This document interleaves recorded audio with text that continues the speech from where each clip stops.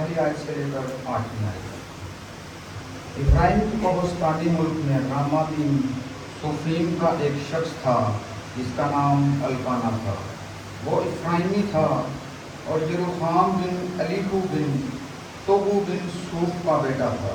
اس کی 2 بیویاں تھیں، ایک کا نام ہنا تھا اور دوسری کا نام فنینا، اور فنینا کے اولاد ہوئی پر ہنا بے اولاد تھی۔ یہ شخص ہر سال اپنے شہر سے سیلا میں رب الافواج کے حضور سجدہ کرنے اور قربانی گزرانے کو جاتا تھا، اور ایلی کے دونوں بیٹے حفنی اور فنہاس جو خداوند کے کاہن تھے وہیں رہتے تھے۔ اور جس دن القانا ذبیحہ گزران تھا وہ اپنی بیوی فنینا کو اور اس کے سب بیٹے بیٹیوں کو حصے دیتا تھا، پر ہنا کو دونا حصہ دیا کرتا تھا، اس لیے کہ وہ ہنا کو چاہتا تھا، لیکن خداوند نے اس کا رحم بند کر رکھا تھا، اور اس کی سوچ اسے کڑھانے کے لیے بے طرح چھیڑتی تھی، کیونکہ خداوند نے اس کا رحم بند کر رکھا تھا، اور کیونکہ وہ سال پسال ایسا ہی کرتا تھا جب وہ خداوند کے گھر جاتی، اس لیے فنینا اسے چھیڑتی تھی، چنانچہ وہ روٹی اور کھانا نہ پاتی تھی۔ تو اس کے خاوند القانا نے اسے کہا، اے ہنا، تو کیوں روتی ہے اور کیوں نہیں کھاتی، اور تیرا دل کیوں آزردہ ہے؟ کیا میں تیرے لیے 10 بیٹوں سے بڑھ کر نہیں؟ خداوند کی برکت خدا کے پاک کلام کے پڑھے اور سنے جائے۔ بخشا جس طرح تو نے ہنا کی التجا کو سنا، ویسے ہی خدا ہماری دعاؤں پر بھی کام کر، آج پھر کلام کر، تاکہ تیرا کلام ہمارے خاندانوں کی اصلاح کا باعث بنے، ہمارے خاندانوں کے بگاڑ، مسائل، فکروں، پریشانیوں سے تو واقف ہے، اپنے قوی ہاتھوں سے ہمیں ہمارے گھرانوں کو سنبھال، مسیح ہمارے خداوند کے وسیلہ سے آمین۔ آج ہم سیموئیل کی کتاب کا سلسلہ وار مطالعہ کرنے کا آغاز کریں گے۔ کچھ عرصہ ہو گیا ہم نے کسی کتاب کو نہیں سیکھا، اور جس طرح ہم چھٹیوں میں عموماً ایک کتاب کو سیکھتے ہیں، اور میری خواہش تو تھی کہ ہم عزرا کی کتاب کو کھولیں، جو پچھلے سال کنونشن کا موضوع بھی تھا، لیکن اگر موقع ملا تو ہم ان چھٹیوں کے اس کتاب کے بعد اسے شروع کریں گے۔ لیکن آج سیموئیل کی کتاب کو شروع کرنے کا مقصد یہ ہے، چونکہ سنڈے اسکول ریلی جو سالانہ ڈائسس میں ہوتی ہے، اس سال سیموئیل ڈائسس میں جو بچوں کے لیے سنڈے اسکول ریلی ہے، اس میں سیموئیل کی کتاب کے پہلے 15 باب کو مطالعہ کے لیے چنا گیا۔ تو میں نے چاہا کہ ہم سب مل کر خدا کے اس کلام، خوبصورت کلام میں سے سیکھیں، اپنے لیے، اپنے خاندانوں کے لیے، بچوں کے لیے اس میں سے رہنمائی پائیں۔ تو آج ہم سیموئیل کی کتاب کو دیکھیں گے۔ سیموئیل کی کتاب ہمیں بتاتی ہے کہ کبھی کبھی خدا خاموش ضرور نظر آتا، لیکن وہ غیر حاضر نہیں ہوتا۔ کبھی کبھی خدا خاموش ضرور دکھائی دیتا ہے، لیکن نہ صرف وہ غیر حاضر نہیں ہوتا، بلکہ وہ خاموشی میں بھی کام کر رہا ہوتا ہے۔ وہ خاموشی میں بھی ہمارے لیے بڑے بڑے منصوبے تیار کر رہا ہوتا ہے، اور انہیں عمل میں لانے کے لیے تیاری کر رہا ہوتا ہے۔ اور یہ کتاب ہمیں بتاتی ہے کہ خدا اپنے لوگوں کی تکالیف سے ناواقف نہیں ہے۔ جو خدا کے لوگ دعا کرتے ہیں اور یہ سوچتے ہیں کہ ہماری دعائیں سنی جاتی ہیں یا نہیں، کلام خدا کہتا ہے ہمارے خدا کے کان بھاری نہیں کہ سن نہ سکے۔ ہماری خدا کے حضور دل سے رکھی ہوئی کوئی التجا رائگاں نہیں جاتی۔ اور یہ کتاب ہمیں یہ بھی سکھاتی کہ ایماندار کئی دفعہ انہیں انتظار بھی کرنا پڑتا، اور خداوند کے حضور بہائے ہوئے آنسو رائگاں نہیں جاتے۔ خدا آنسو آنسوؤं کو دعا میں جب دیکھتا ہے تو وہ ان آنسوؤں کو دعا کی برکت میں بدل دیتا، معجزات میں بدل دیتا. اور کبھی کبھی ہم نہ بھی لب ہلائیں، دل میں ہی دعا کریں تو لوگوں کو بھی پڑھ لیتا. آج ہم اس پہلے باب میں سے اس کا آغاز کریں گے. عبرانی بائبل میں یہ پہلا اور دوسرا سیموئیل نہیں، عبرانی بائبل میں یہ سیموئیل کی ایک ہی کتاب ہے. اور اس کتاب میں جو مرکزی کردار ہیں وہ ہمیں سیموئیل بذات خود نظر آتا ہے، پھر ساؤل ہے اور داؤد ہے، اور یہ تینوں بڑے نمایاں کردار ہیں.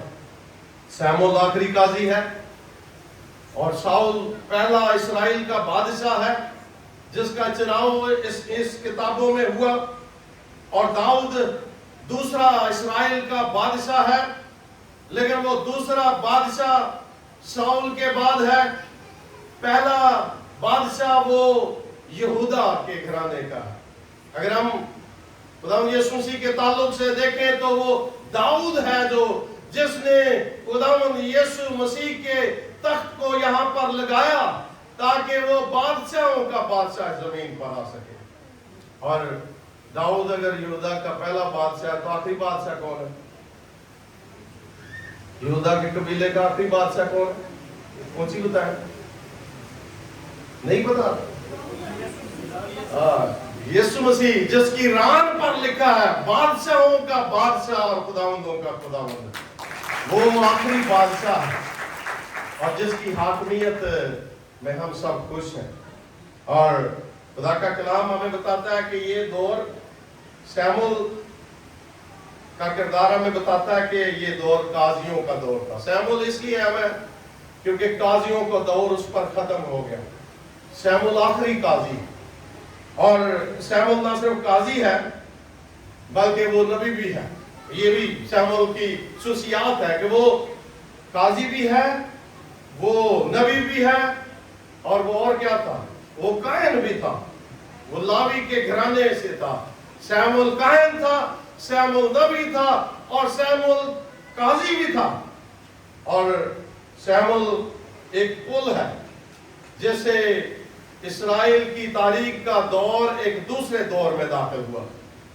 یشوع پل تھا، موسیٰ ایک پل تھا جو موسیٰ مصر سے بیابان میں لے کر آیا. یشوع بیابان سے ملک کنعان میں لے آیا.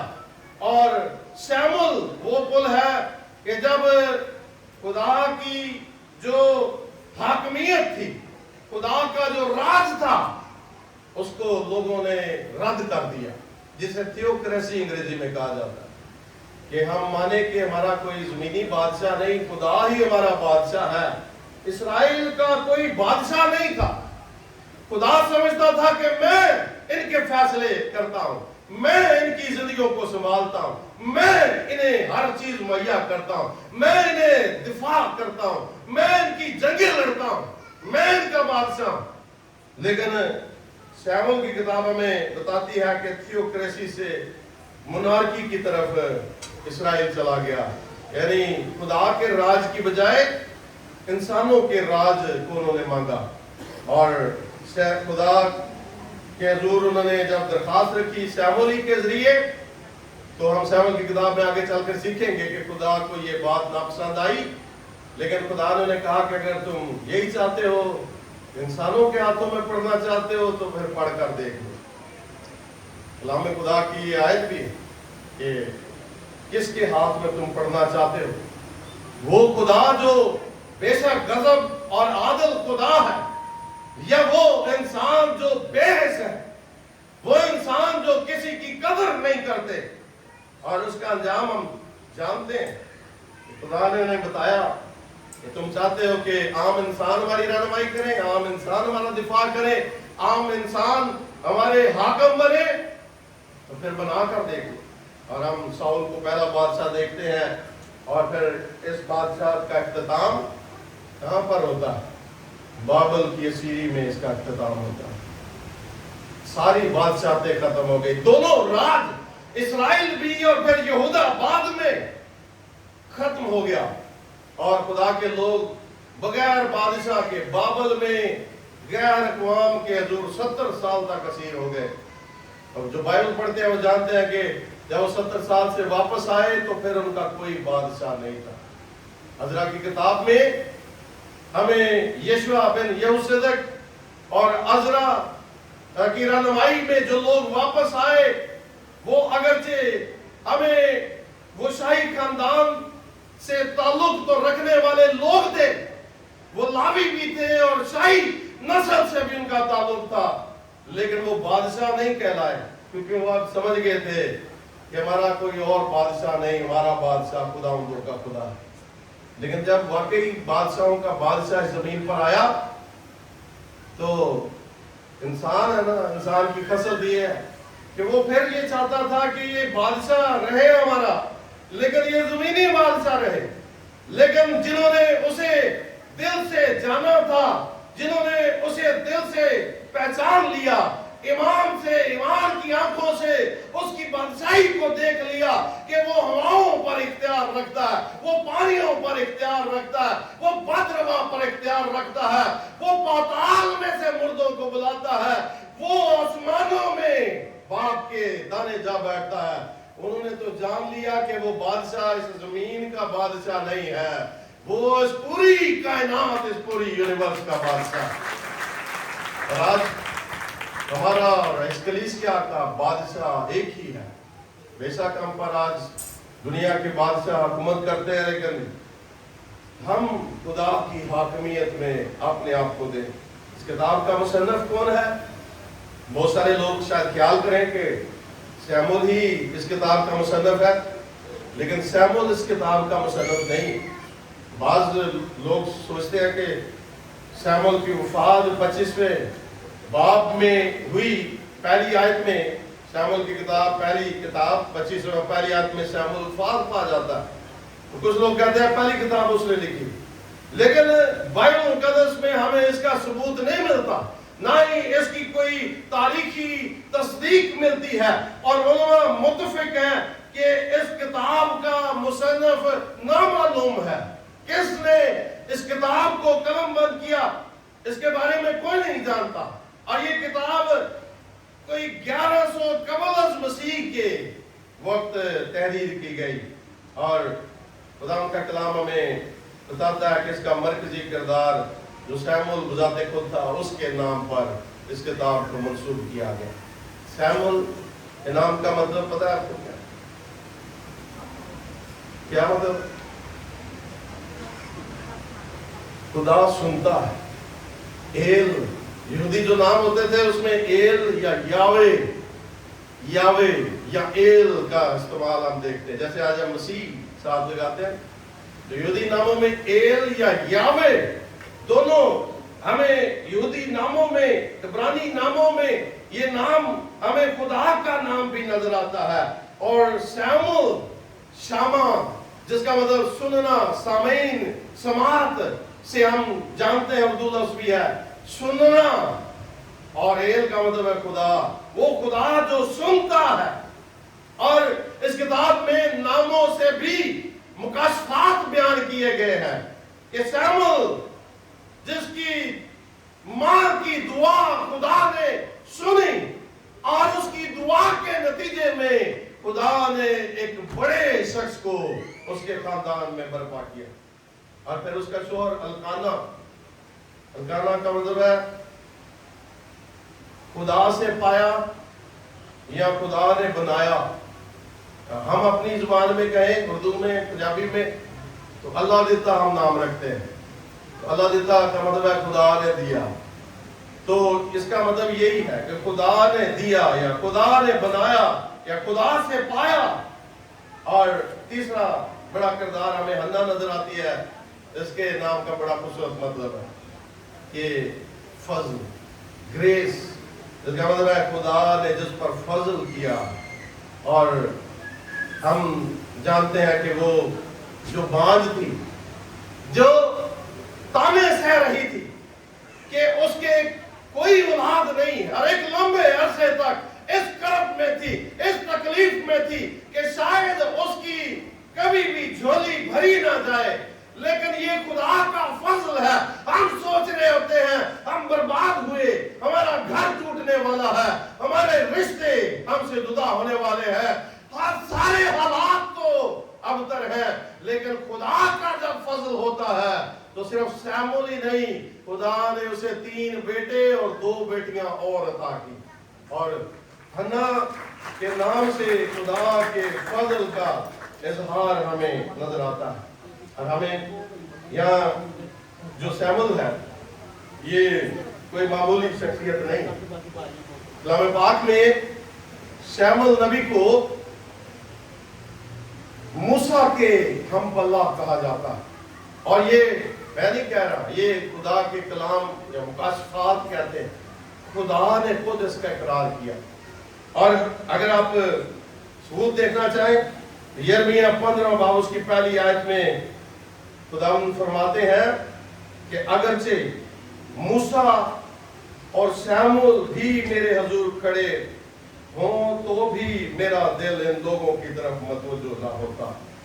یہاں خدا یرمیہ نبی جو آخری اسیری میں جانے والے نبیوں میں آخری نبی تھا، اور جو لوگوں کو بتا رہا تھا توبہ کرو تو بچ جاؤ گے، خدا کے غضب سے بچ جاؤ گے، نبوکت نظر کے غضب سے بچ جاؤ گے، خدا نے کہا بس اب اور شفایت نہیں، یرمیہ اب شفایت نہ کر، اب موسیٰ بھی شفایت کرنے والا۔ اب جانتے ہیں موسیٰ نے کہاں شفایت کی، موسیٰ نے کیا شفایت کی تھی، جانتے ہیں اس واقعے کو؟ جب خدا ناراض ہو گیا اپنی قوم سے، اس نے کہا میں اس قوم کو مٹا دوں گا اور میں تیری نسل سے اولاد پیدا کر دوں گا، تو موسیٰ نے کیا کہا؟ موسیٰ نے کہا نہیں خداوند، تو اپنے بات سے نہ پھر، اگر تو یہ چاہتا ہے تو پھر میرا نام بھی اپنی کتاب میں سے مٹا دے۔ اور موسیٰ کھڑا ہو گیا، موسیٰ نے کہا نہیں خداوند یہ تیرے نام پر آ جائے گی، اور موسیٰ کی شفایت نے وہاں اس کی قوم کو بچا لیا۔ اور خدا کہہ رہا ہے کہ جیسے موسیٰ شفایت کرتا تھا، جیسے سیمول اپنی قوم کے لیے کھڑا ہو گیا، اور اس نے قاضیوں کے اس گناہ آلودہ زمانے سے انہیں ایک نئی قوم میں بدل دیا، ان کی روحانی ترقی کی، خدا کے ضرور ان کے لیے جھکا رہا، ان کی شفایت کرتا رہا۔ خدا نے سیمول کو موسیٰ کے ساتھ ملا کر کہا کہ یہ 2 شفایت کنندہ بھی اگر میرے حضور درخواست کریں جنہوں نے بڑی شفایتیں کی ہیں، لیکن اب نہیں میں سنوں گا۔ اور یہاں سیمول کا ذکر یہاں اس کتاب سے ہٹ کر ایک اور جگہ بھی ہم دیکھتے ہیں، زبور 99 اس کی 6 آیت میں بھی پڑھتے ہیں۔ زبور 99 اس کی 6 آیت میں لکھا ہے، سیمول کا نام یہاں پر بیان کیا، دعا کرنے والے اور سنے جانے والے لوگوں میں سیمول کا نام گنا گیا۔ جو لوگ خدا کے ذریعے دعا کرتے تھے، جو لوگ خدا کے ذریعے سنے جاتے تھے، ان کا ذکر زبور 99 ان کی 6 آیت میں کہا گیا کہ موسیٰ اور ہارون نے اور اس کے نام لینے والوں نے میں سے سیمول نے خدا سے دعا کی اور اس نے ان کو جواب دیا۔ یہاں ان خوبصورت کرداروں کے بعد ایک اور کردار بھی ہے، وہ فننا۔ یہاں فننا جو القانا کی دوسری بیوی تھی، نام اس کا بڑا خوبصورت، لیکن یہ وہی بات ہے کہ نام ہمارا صادق مسیح ہو اور ہم سب سے زیادہ جھوٹ بولنے والے ہیں، ایسے ہی اس کا بھی کچھ حال تھا۔ نام اس کا پرل یا موتی، قیمتی گوہر۔ اور میں سوچ رہا تھا جب تیاری کر رہا تھا کہ نام تو اس کا گوہر نایاب ہے، لیکن باتیں یہ بتاتی ہے کہ وہ گوہر نہیں گوبر ہے، کہ وہ اتنی بدبودار باتیں کرتی، اتنی تلخ گفتگو کہ روح تک چھلنی کر دے۔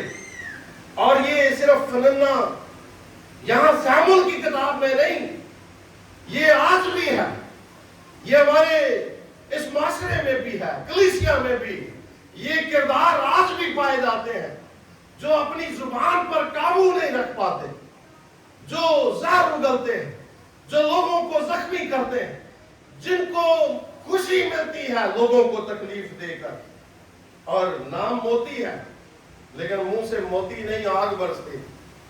اور یہاں خدا کا کلام ہمیں بتاتا ہے کہ اس ماحول میں جب ایک گناہ کا دور تھا، قاضیوں کا زمانہ تھا، الکانہ دوسری بیوی اور ایک ایسی زہر آلود شخصیت کو اپنے گھر میں لے آیا تھا کہ اس نے اپنے گھرانے کی سکون کو برباد کر دیا تھا. تو اس ماحول میں سیمول کی پیدائش ہوئی. اب ہم ان آیات پر تھوڑا تھوڑا غور کریں گے. جب ہم یہاں پہلی آیت میں پڑھتے ہیں تو ہمیں الکانہ کا ذکر ملتا ہے، اس کے گھرانے کا ذکر کیا گیا ہے کہ وہ ایک لاوی ہے، اور لاوی کے خاندان کا نسب نامہ بھی کچھ اس کے واجدار کا ذکر کیا گیا ہے، اور کہا گیا کہ وہ کہاں کا رہنے والا ہے، راما تیم سفیم کا. یہاں خدا کا کلام بتاتا ہے. لیکن یہ کیسا لاوی تھا کہ اس زمانے میں اگرچہ جو لاوی تھے، لاوی مطلب خادم، خدا کے حضور میں قربانیاں گزارنے والے، اور اس وقت لاوی جو تھے وہ سیلا میں رہتے تھے، نوب میں رہتے تھے یا کریت میں رہتے تھے. لیکن یہ لاوی کیسا لاوی تھا کہ یہ 50 میل سیلا سے 50 میل دور راما میں رہتا تھا. یعنی اس کی روحانی جو اہلیت ہے یا فوقیت ہے، اس سے ہم اندازہ لگا سکتے ہیں کہ وہ کتنا راست باز تھا. وہ خدا کے گھر سے دور تھا، اور صرف یہی نہیں بلکہ وہ ایک خادم ہے، لاوی ہے، لیکن اس نے دوسری شادی بھی کر رکھی تھی. اس کی ایک نہیں 2 بیویاں تھی. اور کلام مقدس میں ہمیں جب کثرت ازدواج نظر آتا ہے تو کئی لوگ کہتے ہیں کہ اہل عتیق میں بھی تو لوگوں نے بڑی بڑی شادیاں کی تھی، تو کثرت ازدواج کی کیا خدا اجازت دیتا ہے؟ لوگ کہیں اس بات کو جواز بنا لیتے ہیں. وہ جو کم ایمان والے لوگ ہیں وہ بائبل مقدس کی بہت ساری ایسی باتوں کو جواز بناتے ہیں اور کہتے ہیں کہ یہ تو بائبل میں نہیں لکھا، بائبل میں بھی ایسا ہوا ہے نا. تو لوگ کثرت ازدواج کو بھی درست قرار دیتے ہیں. لیکن آج ہم سیکھیں گے کہ الکانہ نے جو دوسری شادی کی تھی، اس کی ایک دلیل یہ تھی کہ وہ یہودی نسب نامے کے لیے، کیونکہ یہودیوں کے لیے نسب نامہ بڑا اہم تھا، اور اپنی نسل کے لیے آج بھی جیسے کہ نسل کو بچانے کے لیے اس نے ہنا پہلی بیوی تھی اور فننا دوسری بیوی تھی. ہنا سے اولاد نہیں کافی عرصہ ہوئی تو پھر اس نے دوسری شادی کر لی جس سے کافی بچے ہوئے. لیکن کیا یہ درست تھا؟ کیونکہ بائبل مقدس ہمیں بتاتی ہے کہ اس نے خدا پر تکیہ نہیں کیا. اس نے خدا پر بھروسہ کرنے کے بجائے معاملات کو اپنے ہاتھوں میں لے لیا. اور ہمیں جو یہودی شریعت ہے وہ یہ بتاتی ہے کہ اگر کوئی شخص بے اولاد مر بھی جاتا تو خدا نے یہ حکم دیا تھا کہ اس کا بھائی اس کی بیوی سے اولاد پیدا کرے، اور وہ اولاد جو پیدا ہوتی تھی وہ اس کے بھائی کے نام سے جانی جاتی تھی. اور بائبل میں ایسے بڑے بڑے کردار نظر آتے ہیں کہ وہ مر گئے، ان کی اولاد نہیں تھی، اور اس کے بھائی سے جو اولاد پیدا ہوئی ان کی ماں سے ان کو ان کے نام سے جانا گیا. اور یہاں اس نے خدا پر بھروسہ نہیں کیا. کثرت ازدواج کا یہ مطلب یہ نہیں ہے کہ یہ خدا کی مرضی. خدا کے کلام میں بہت ساری باتیں بیان کی گئی، لیکن وہ ایسے ہی ہے کہ جیسے ہمیں خبر دی گئی. اور کسی خادم نے کہا کہ بائبل میں بہت ساری باتیں ایسے ہیں جیسے اخبار میں رپورٹ کی جاتی ہے. بہت ساری باتوں اخبار میں ہدایات تو کم ہی ہوتی ہیں، رپورٹ ہی زیادہ ہوتی ہے. وہاں جرم ہوا، اس نے ایسے قتل کیا، وہاں چوری ہوئی، وہاں ڈکیتی ہوئی. تو بائبل میں بھی بہت ساری باتوں پر رپورٹ کیا گیا ہے، بتایا گیا ہے، احوال دیا گیا ہے، اس لیے کہ ہم ان سے سبق سیکھیں. اس لیے نہیں کہ ہم کہیں کہ نہیں بائبل میں لکھا ہے تو پھر یہ خدا کی مرضی. خدا کی مرضی نہیں، خدا کی مرضی ہرگز یہ نہیں ہے.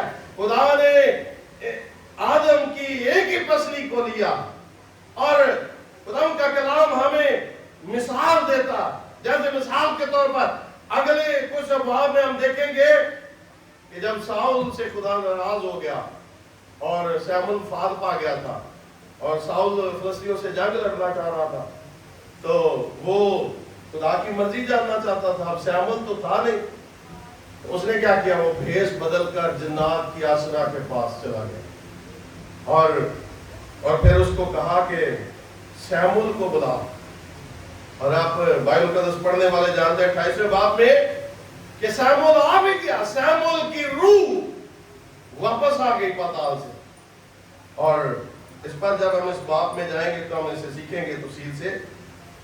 لیکن یہ صحیح تھا غلط تھا، خدا کا کلام ہمیں وہی بتا دیتا ہے کہ سیمول نے ظاہر ہو کر بھی اسے ملامت کیا، اسے خدا کے غضب کا پیغام دیا. اس نے کہا تو بچے گا نہیں، فلسطین تجھ پر چڑھائیں گے. اب تو نے کیسی بڑی حماقت کی ہے. اور اگر ہم کہیں کہ ساؤل نے وہ جنوں کے آسنا کے پاس چلا گیا تو کیا یہ درست ہے کہ ہم جادو اور فال نکالتے پھرے؟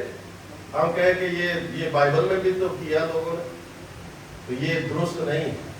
بائبل میں بہت ساری باتیں جو بتائی گئی ہیں وہ اس لیے کہ ہم ان سے بچیں، لیکن یہ خدا کی تعلیم میں اور بائبل کی بہت ساری ہدایات میں فرق کرنے کی ضرورت ہے. کہ بائبل کی تعلیم نہیں ہے کثرت ازدواج، بائبل کی تعلیم نہیں ہے. یسوع مسیح سے جب یہ سوال کیا گیا تو خداوند نے کہا کہ ابتدا میں خدا کی یہ مرضی نہیں تھی. خدا نے آدم کی پسلی میں سے ایک ہی عورت نکالی اور جسے خدا نے جوڑا اسے انسان کسی بھی وجہ سے جدا نہ کرے. خدا طلاق کو پسند نہیں کرتا.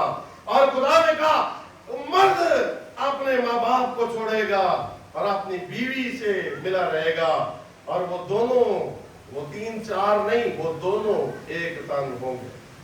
اور خدا کے کلام میں یسوع مسیح نے بھی ہمیں اس کی ہدایت دی. تو القانا کے فیصلے نے اس کے حالات کو سدھارا نہیں. کبھی کبھی ہم جب اپنی منمانی اور مرضی کرتے ہیں اور سوچتے ہیں کہ شاید اس سے کچھ بہتری ہوگی، خدا کو نظر انداز کر دیتے ہیں، تو وہاں پھر حالات سدھرے نہیں، بگڑ گئے. اس نے اولاد تو پالی لیکن خوشی جاتی رہی. اس کے گھر کا چین برباد ہو گیا.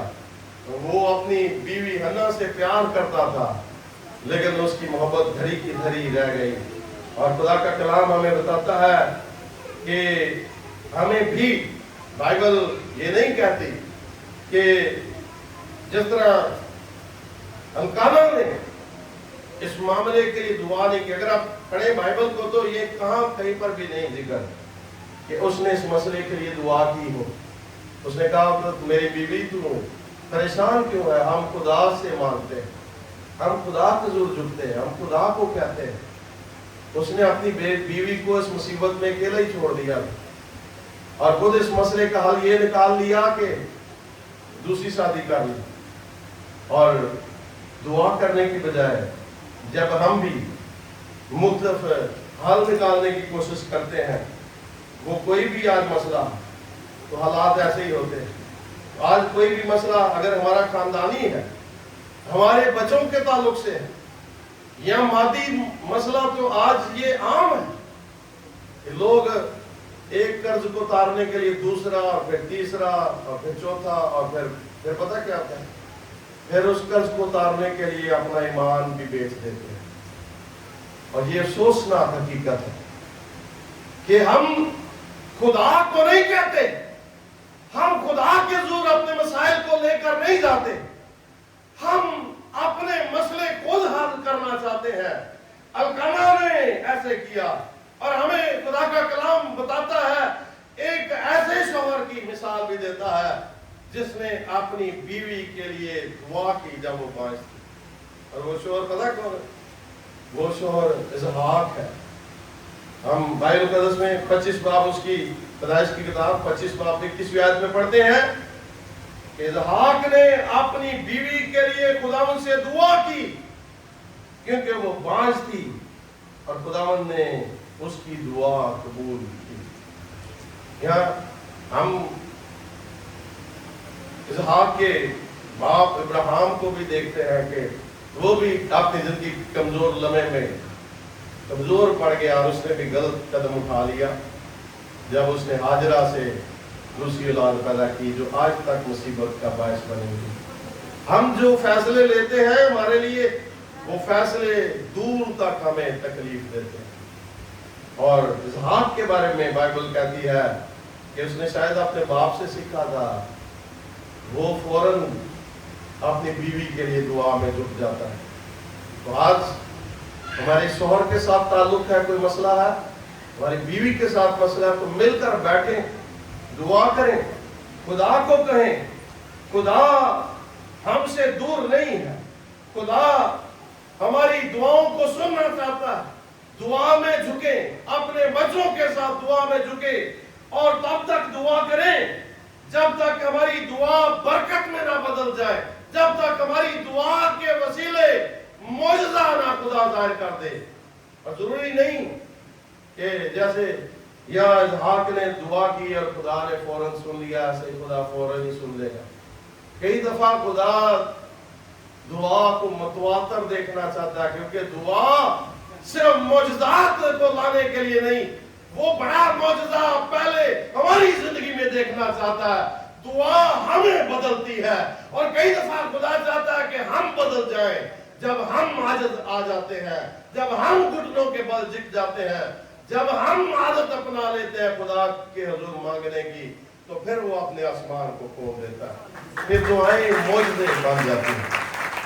اور اس لیے دعا کرنا بند نہ کریں، دعا کرتے رہیں اور خدا اپنا جلال ظاہر کرے گا۔ اور یہاں جو آج ہمارا موضوع ہے، میں بھول گیا کہ آج ہمارا موضوع ہمارا گھر اور دعا، یہ ہمارا آج موضوع ہے۔ اور ہم نے گھر کے بارے میں تھوڑا سا سیکھا، اب تھوڑا اس اور کچھ جو اس ورد میں کچھ باتیں ہیں وہ دیکھیں گے۔ یہاں سیلا کا ذکر آپ نے بھی سنا کہ 30 آیت میں کہ یہ شخص ہر سال اپنے شہر سے سیلا میں جاتا تھا۔ اب وہ سیلا میں کیوں جاتا تھا؟ ہیکل کہاں پر تھی؟ ہیکل کہاں پر تھی؟ پہلی ہیکل کس نے بنائی تھی؟ سلیمان۔ تو ہیکل کہاں پر تھی؟ اونچی بولے، یروشلم میں تھی، اور یہ تو سیلا میں جا رہا تھا۔ اس کا مطلب ہے کہ ہیکل موجود نہیں تھی ابھی، تو سیلا میں کیوں جا رہا تھا؟ اگرچہ آگے ہم پڑھتے بھی ہیں کہ اسے ہیکل بھی کہا گیا، لیکن یہاں پتہ کیا تھا؟ یہاں ہیکل نہیں تھی، لیکن وہ ہیکل تھی جو خدا نے موسیٰ کو بنانے کا حکم دیا تھا۔ وہ کون سی ہیکل تھی؟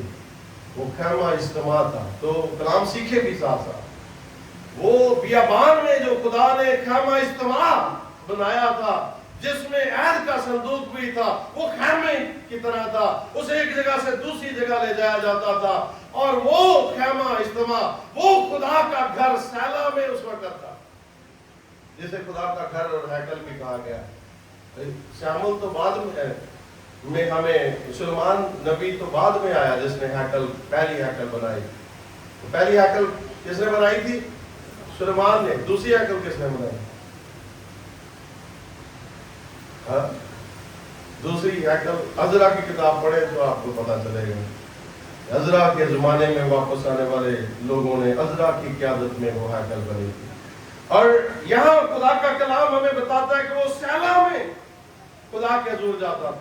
اور میں نے شروع میں بتایا کہ یہ 50 میل کا یہ فاصلہ تھا۔ یہاں ایک خوبصورت بات الکانا کے تعلق سے، وہ اپنے گھر میں عبادت کے لیے کہاں سے جاتا تھا؟ 50 میل دور سے خدا کے گھر، اور خدا کے حضور میں قربانیاں لے کر جاتا تھا، خالی ہاتھ نہیں، خدا کے حضور میں ذبیحے گزارنے کے شکر۔ یہاں علماء کہتے ہیں کہ یہ ذبیحے جو تھے یہ سلامتی کی قربانی تھی، جس کو رفاقت کی قربانی یا رفاقت یا شکر گزاری بھی ہم کہہ سکتے ہیں۔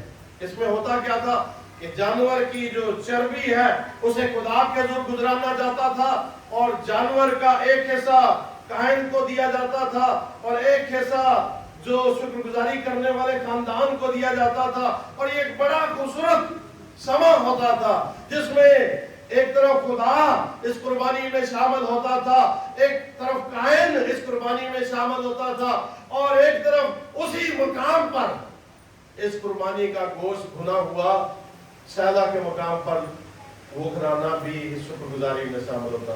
تو یہ ایک خوبصورت ضیافت شکر گزاری جس کا نمونہ آج پاکستان، یہ پاکستان سب سے بڑی شکر گزاری کی عبادت جس میں خدا اور اس کے لوگ اور کائن سارے مل کر خدا کا شکر کرتے ہیں.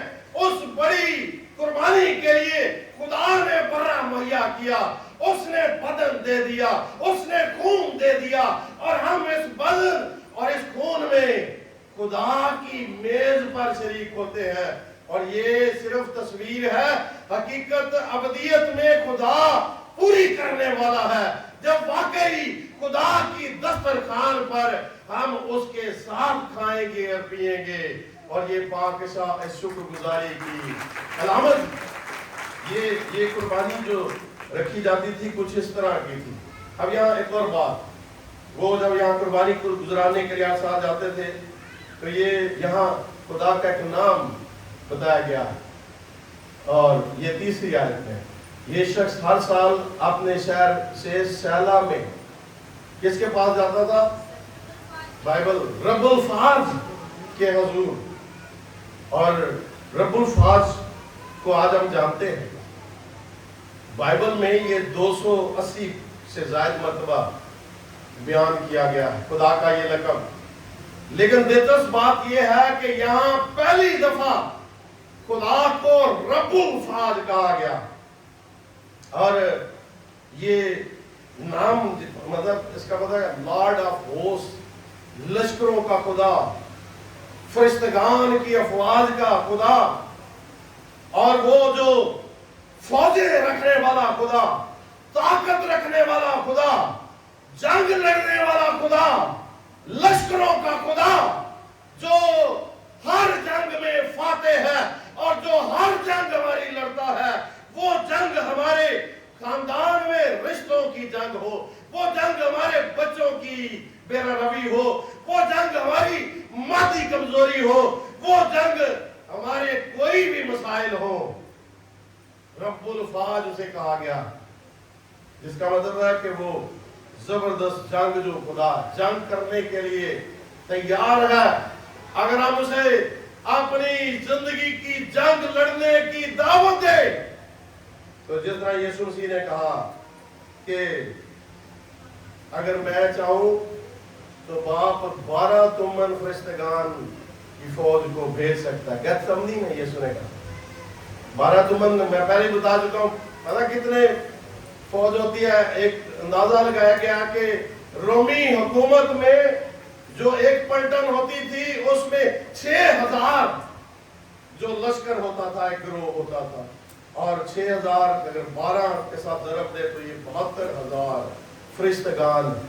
اور آپ کو پتا ہے بائبل میں نوح کے زمانے میں خدا کو تو صرف حکم دینا ہے، ہوائیں تھم جائیں، بارشیں رک جائیں، نوح کے زمانے میں طوفان آ جائے، سدوم کے اور عمورہ کے علاقے میں آگ بھسم کر دے.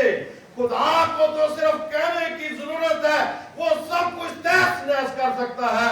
وہ لشکروں کا خدا ہے، اور اگر وہ سب کچھ برباد کر سکتا ہے، وہ جو لشکر رکھتا ہے، اگر ہم اسے کہیں تو اپنے ان لشکروں کو ہمیں ہمارے دفاع اور تحفظ کے لیے بھی بھیج سکتا ہے. جیسے یسوع مسیح نے کہا کہ میں چاہوں، اور بائبل بتاتی ہے کہ اس نے ایمانداروں کو اپنے لوگوں کی حفاظت کے لیے مقرر کر رکھا. اور یہاں خدا کا کلام ہمیں بتاتا ہے کہ یہ گھرانہ جو وہاں گیا، وہاں کیا ہوا کہ القانا نے ذبیحہ گزرانا اپنی بیوی کو اس میں سے دونا حصہ دیا، جو ان کا حصہ آیا اس نے دگنا حصہ دیا، کیونکہ وہ اسے کسی طرح خوش دیکھنا چاہتا تھا. لیکن وہ خوش کیسے ہو؟ اس کی جو صوت ہے، کلام کہتا ہے، اسے چھیڑ رہی تھی، اسے زخمی کر رہی تھی، تکلیف دے رہی تھی.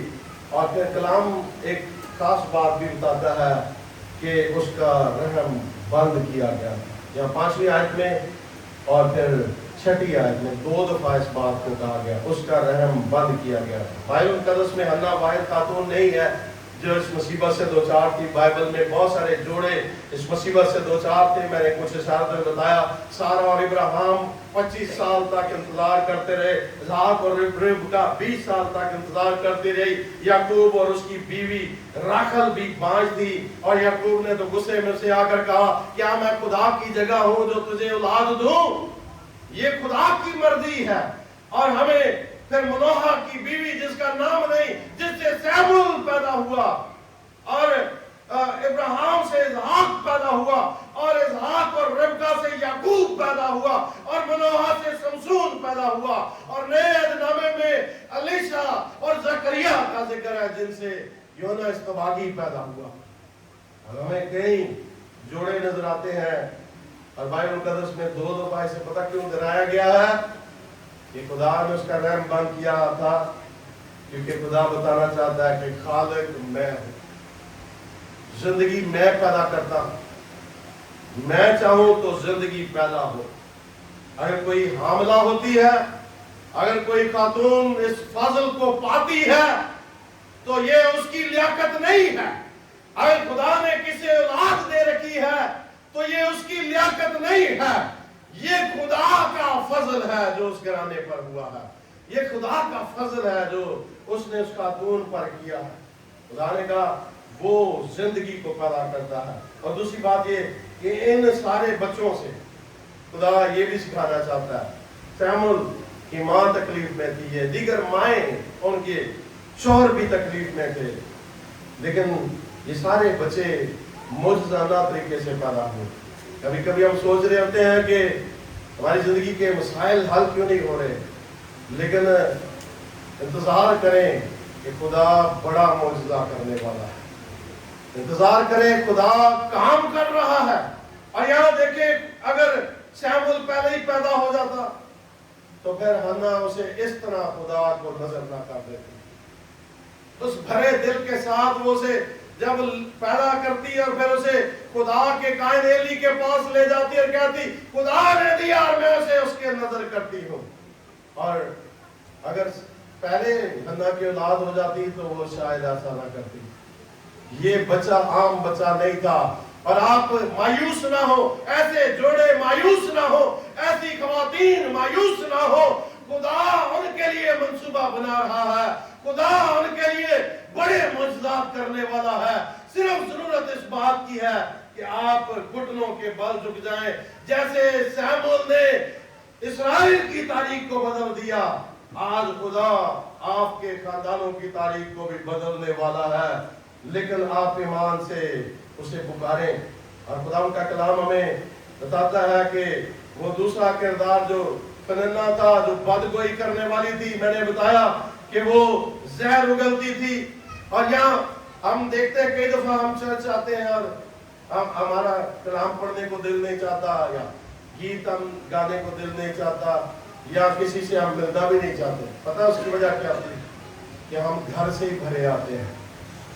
گھر سے ہی کوئی فننا ہمارے کان بھر دیتی ہے کہ تو کیسا ہے، تجھے کوئی خوشی نہیں ملی، تیری کوئی سنی نہیں گئی، تو خدا کی گھر کیا لینے جا رہا ہے؟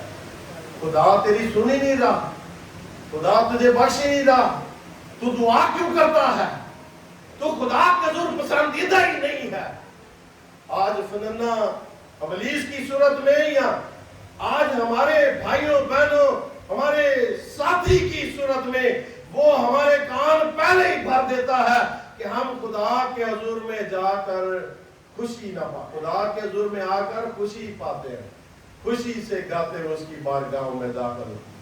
اب حنا خدا کے گھر میں ہے لیکن افسردہ ہے، اس لیے کہ فننا نے اس کے کان پہلے ہی بھر دیے تھے. اور آج جب ابلیس یا کوئی کردار ہمارے کان پہلے بھر دے، اسے منع کریں، اسے جھڑکے کہ میرا خدا وفادار ہے، مجھے اسے کہنے کی ضرورت نہیں، وہ میرے لیے زندگی میں اچھی برکات رکھتا ہے، وہ نہیں بھی بخش رہا تو بھی میں اس کی عبادت کروں گا, وہ نہیں بھی سن رہا تو بھی میں دعا کروں گا, اور جب تک وہ اپنا جلال ظاہر نہ کرے میں مانگتا رہوں گا, میں اس کے حضور میں آتا رہوں گا, اور میں مایوس نہیں ہوں گا. مایوسی گناہ ہے. اور یہ جو آپ کہتے ہیں نا وہ جملہ جو محاورہ ہے کہ خدا ان کی مدد کرتا ہے جو اپنی مدد آپ کرتے ہیں, یہ غلط. اپنی مدد آپ کرنے کا مطلب یہ ہے خدا کی مدد کو چھوڑ کر خود فیصلے کرنے سے شروع کر دو اور خدا کے حضور میں آؤ. اور پھر ہمیں خدا کا کلام بتاتا ہے کہ یہاں 10ویں آیت میں ہم دیکھتے ہیں کہ مسائل تو گمبھیر تھے, لیکن جب اس غم کو حنا نے دیکھیں آپ اس ورد کو ضرور پڑھیں جا کر. میں کوشش تو کر رہا تھا کہ سارے ورد کو آج ہم سمیٹ لیں, اور میں نے تھوڑا اس کو شارٹ بھی کرنے کی کوشش کی ہے. تو حنا نے کسی سے شکایت نہیں کی, اپنے شوہر سے بھی شکوہ نہیں کیا, اپنے جو سوت ہے اس سے بھی گلہ نہیں کیا. شکوہ کرنا ہے تو کسی انسان کے ساتھ نہ کریں, خدا کے حضور اپنے آنسو بہائیں, خدا کو کہیں, وہ فکریں کرنے والا خدا ہے, اور ایمان سے دعا کریں. یہاں لکھا ہے 11ویں آیت میں کہ اس نے رب الفاظ کے حضور دعا. میں نے آپ کو بتایا یہ پہلی دفعہ خدا نے اپنا یہ مکاشفاتی نام ہمیں دیا کہ میں فوجیں رکھتا ہوں, تم کیا سوچتے ہو کہ تمہیں دشمن گرا دے گا؟ میں لشکروں کا خدا ہوں, میں جنگ لڑنے والا خدا ہوں. اور یہاں حنا نے, پہلے انسان نے پہلی دفعہ خدا کو لشکروں کا خدا کہا, خدا کو رب الفاظ کہا. 11ویں آیت میں پہلی دفعہ کسی انسان نے اسے لشکروں کا خدا کہا, اور اپنے آپ کو اس نے لونڈی اور نوکرانی کہا, اور اس نے کہا کہ میں, اس نے نظر بھی مانی. اس نے کہا میں جو شریعت میں تھا کہ وہ نظارت کے لیے مخصوص کیا جاتا تھا, وقت نہیں ہے. سیمول کو جیسے نظر کیا گیا تھا کہ اس میں یہ ہوتا تھا کہ میں نہیں پینی, بال نہیں, سر پر اس طرح نہیں منڈوانا, اور کسی مردہ کے پاس نہیں جانا. اور شمشون نے یہ باتیں توڑی تھی, اور ہم جانتے ہیں کہ اس نے یہ نظر مانی. اس نے کہا میں کوئی بدی نہیں کروں گی, میں کوئی بری چیز نہیں کھاؤں پیوں گی, اور میں اپنے بچے کو محسوس کر دوں گی. یہ ہمیں خاتون سکھا رہی ہے نہ صرف دعا کرنا بلکہ خدا کے حضور شکر گزاری کرنا بھی. خدا جب سنتا ہے تو جو کچھ ہمیں دیتا ہے اس کا شکر بھی کریں. اسے ابھی ملا نہیں ہے, وہ پہلے ہی کہہ رہی ہے تو مجھے دے گا میں تجھے دوں گی, میں تجھے سب کچھ عنایت کر دوں گی. اور ایلی جو دیکھ رہا تھا, آخری بات یہ کہ اس کے ہونٹ ہل رہے تھے, تو اس نے سوچا کہ یہ میں کہنے سے ہوں. اس نے کیوں ایسا سوچا؟ کیوں؟ اس نے, وہ خادم ہے, اس کو درست سوچنا چاہیے تھا. لیکن یہ بات ہمیں بتاتی ہے کہ تب ماحول ہی ایسا تھا, اس زمانے کے لوگ ہی ایسا. آج بھی لوگ باز نہیں آتے, آج بھی کوئی تہوار ہو تو مجھے پچھلی دفعہ بھی کسی نے بتایا تھا کہ لوگ باز نہیں آتے, وہ ایسی ممنوع چیزیں استعمال کر کے خدا کے حضور آ جاتے ہیں.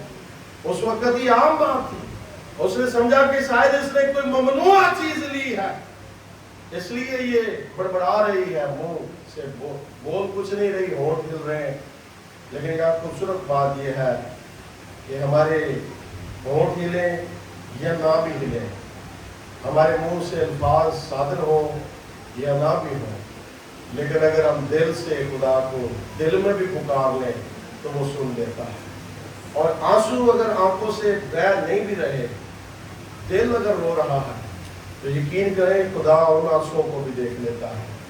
اور جب آپ اس ایمان کے ساتھ اپنے دلوں کو خدا کے حضور لے لیں گے, اس ایمان کے ساتھ خدا کے حضور اپنے آنسوؤں کو بہائیں گے, تو خدا سے جو مانگیں گے خدا برسے گا. وہ تو چاہتا ہے کہ اپنا بوجھ مجھے دو.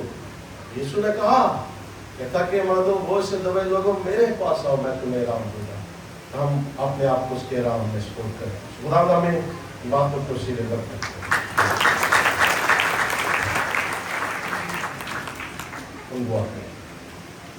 یسوع مسیح میں ہمارے بزرگ باپ تیرا شکر کرتے ہیں، تو نے کلام بخشا۔ خداوند آج بہت ساری ایسی باتیں ہیں جنہیں ہم حل نہیں کر سکتے، بہت ساری ایسی تکلیفیں ہیں جو ہم خود سے دور نہیں کر سکتے، بیماریاں ہیں، خاندانی کمزوریاں ہیں، مسائل ہیں جو ہمارے گھروں کا سکون برباد کرتے ہیں۔ اے خداوندوں کے خدا، لشکروں کے خداوند رب الفاظ، تیرے بیٹے بیٹیاں اپنے اپنے خاندانوں کے لیے جو بھی آج مانگ رہے ہیں، تو اپنے فرشتگان اپنے لشکروں کو بھیج، وہ ان جنگوں کو فتح میں بدل دے۔ خداوند یہ مایوسیاں خوشی میں بدل جائیں، یہ محرومیاں تیرے جلال میں چھپ جائیں، اور خداوند ہر ایک زندگی تیری قدرت کا تجربہ کرے۔ ہماری سن مسیح ہمارے خداوند کے وسیلہ سے آمین۔